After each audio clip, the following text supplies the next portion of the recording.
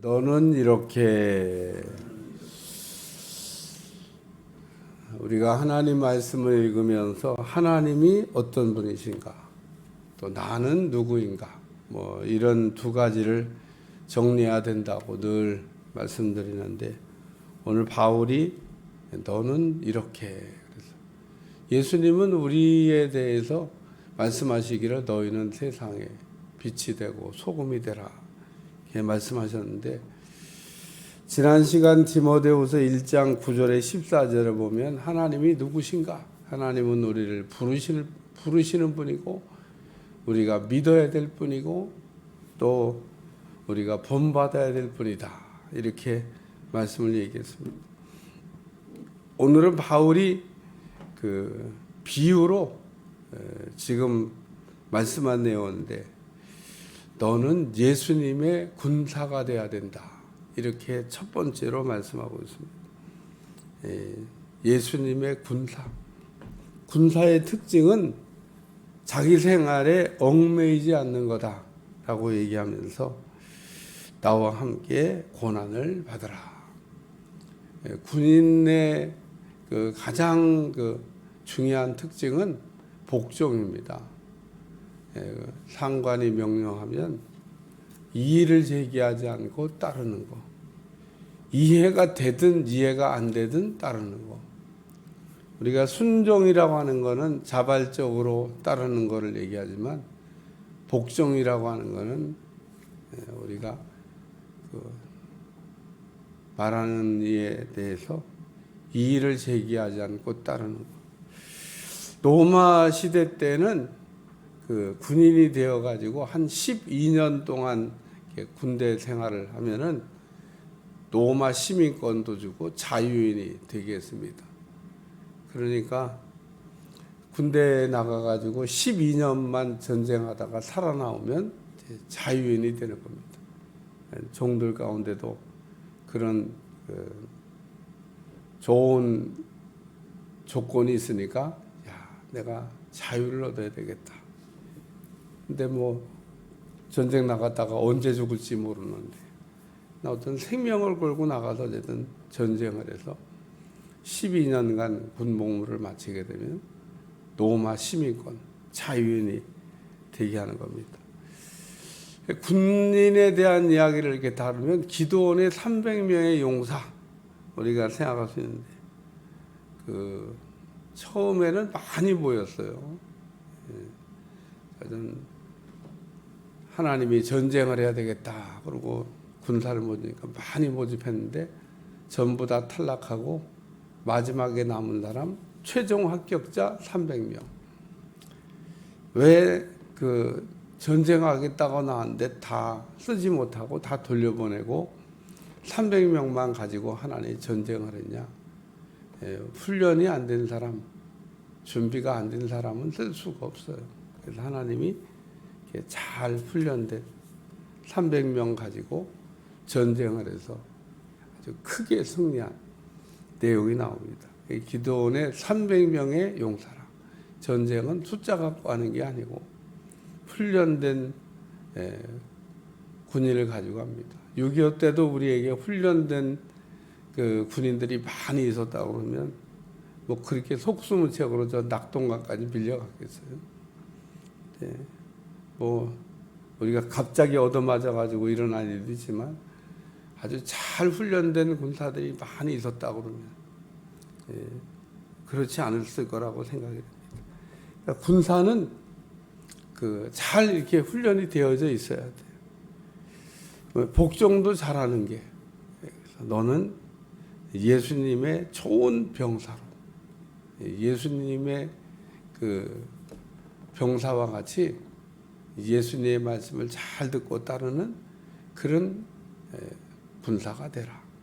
두 번째는 예수님의 선수가 되라. 또 선수 얘기도 했어요. 선수는 면류관을 얻기 위해서는 경기에 룰대로 해야 된다. 축구 선수가 갑자기 막 공을 발로 몰고 가다가 손으로 탁 잡고 막 럭비 선수처럼 막 달려가면요, 그러면은 아웃이야. 공만 갖다가 골대에 넣으면 되지 손으로 잡든 발로 하든, 그게 축구는 발로 해야 되고 럭비는 또 손으로 해야 되고 다 그 룰이 있습니다. 예. 어떤 공은 막 크게, 어떤 공은 조그맣게. 그러니까 오늘 야구공 같은 경우도 뭐 젊었을 때는 할만하지만 이게 나이 들면 무섭다고 하더라고. 그 공이 막 날라서 한번 맞으면 죽을 수도 있어요. 예. 그러니까 나이 들어서 왜 야구를 안 하냐고 했더니 무서워서.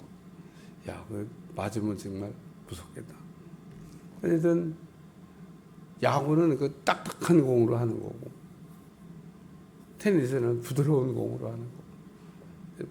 어쨌든 뭐 공도 크기도 다르고 룰도 다르고 또 모든 게 다 다른데, 그 면류관을 얻기 위해서는 선수가 모든 경기의 규정을 잘 지켜야 된다. 여기 경기하는 자가 법대로 경기하지 않으면 승리의 관을 얻지 못할 것이요. 그래서 예수님의 선수와 같이 모든 것에 대한 규정이 있는데 그걸 잘 지켜가면서 우리가 신앙생활하는 것. 신앙에 그러므로 우리가 규정도 있습니다. 세 번째는 예수님의 농부다. 수고하는 농부가 곡식을 먼저 받는 것이 마땅하니라. 그러면서 심는 자에게 먹을 것과 심을 씨를 주시는 하나님. 성경은 그렇게 얘기하고 있습니다. 오늘 우리가 농부가 되어가지고 심고자 하면 하나님께서 반드시 두 가지 씨를 주시는데, 하나는 먹을 것과 하나는 심을 것이 있습니다. 우리가 수입을 얻어도 마찬가지. 우리가 하나님이 주시는 모든 수입에는 먹을 것과 심을 것이 이렇게 두 종류가 있다. 구별을 잘 못해요.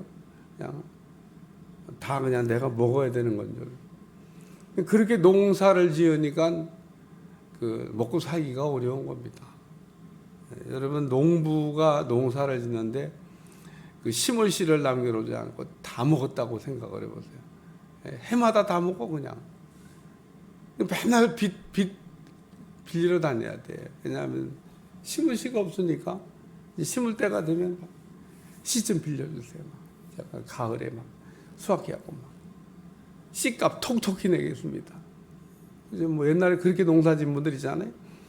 쌀을 막 몇 가마 탁 기분 좋게 갖다가 난데, 농사 짓고 나서 갚을 생각하니까 갖고 나면 또 먹을 게 금방 떨어져. 없어. 그러니까 또 한숨씩 또 가서 또 씨를 빌려다가. 그러니까 악순환의 반복인 거죠. 오늘 곡식을 심는 농부와 같이 우리가 심는 것도 잘해야 되고 기다리는 것도 잘해야 되고 거두는 것도 잘해야 되고 농부다. 그래서 너는 예수님의 좋은 군사같이, 또 예수님의 좋은 선수같이, 예수님의 좋은 농부같이 그렇게 목회를 해야 되겠다라고 권면했는데, 신앙에도 마찬가지입니다. 우리가 신앙생활도 예수님의 군사같이, 예수님의 선수같이, 예수님의 농부같이 우리가 신앙생활을 하면은 신앙생활에 큰 승리를 얻게 될 줄로 믿습니다. 기도하겠습니다. 하나님, 오늘도 우리가 군사같이, 선수같이, 농부같이 믿음 생활 잘할 수 있도록 축복해 주시고 날마다 예수님 안에서 승리하도록 축복해 주옵소서. 예수님의 이름으로 기도합나이다. 아멘.